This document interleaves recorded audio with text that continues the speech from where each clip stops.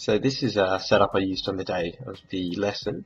I had individual stations for each activity, and for each child on the other side you could see I set up individual stations, so for all three children, and I set them in a side-by-side setup so that way they can sort of work individually as well as together. And I found on the day they were often looking over at each other's artwork and commenting and critiquing on what the other children were doing and sort of helping each other out, and I thought that was great, and it gave them a sort of perspective of different ways that art can be interpreted and how other perspectives can be drawn from each activity, which the children did great in on the day. And with each individual station I have the 3 visual examples that I use for each activity, and I found this is so kids could individually interpret it between each activity and also draw back to them if needed be in the next activity. By having the oil pastels in the centre of the table, I found the main talking point was the kids were sort of recommending colours to use for each other's artwork, and I thought it was great that they were sort of offering their own interpretations and critique of other kids' artwork.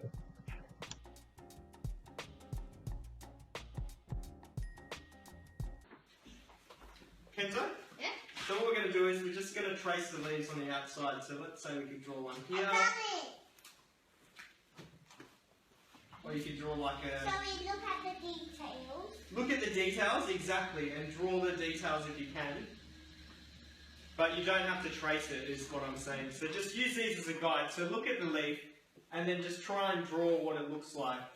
And try and draw as many different types of leaves as you can.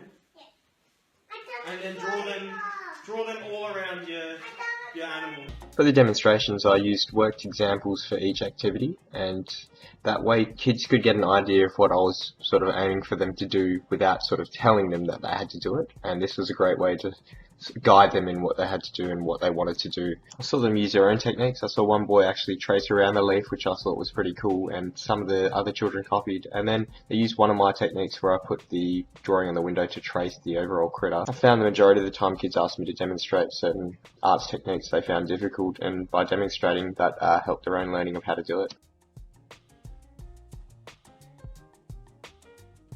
The first one you can see is like a lizard crossed with a budgie, crossed with a duck, and it's called a budgie fly duck.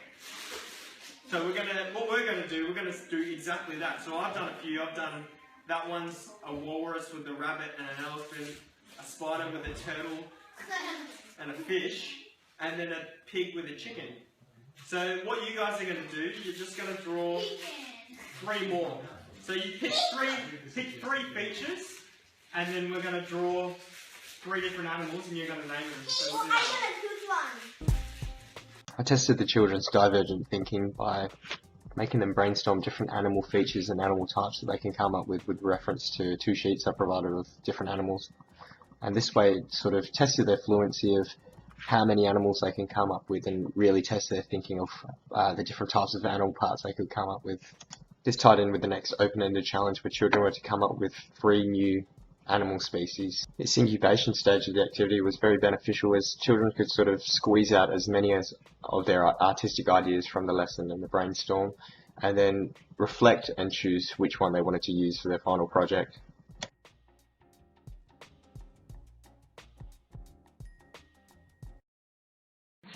what can you guys tell me about the leaves in the picture and how big they are? Take note of, Chris. Some are growing fruit. Yes, good, exactly. Some are growing fruit. What else? There's 2 more people, two this really bad wildlife, and yeah. It's planted really more big, and the God said maybe there's no food, and they made it so big, a really good place for nature. Awesome. How about you, Kenzo? What do you reckon? What? Chris? The plants are bigger than me. I'm a big all the lady. Oh, okay. Very nice. I used open-ended questions before each activity and really tried to stimulate the children's own ideas, and I found that they did react very well to the open-ended questions, and they did have a lot to say for each activity. This helped me assess what the children were interpreting from each activity and how they took a certain perspective for each activity through these questions, and whether this was helping me guide them in what I wanted them to learn for each activity.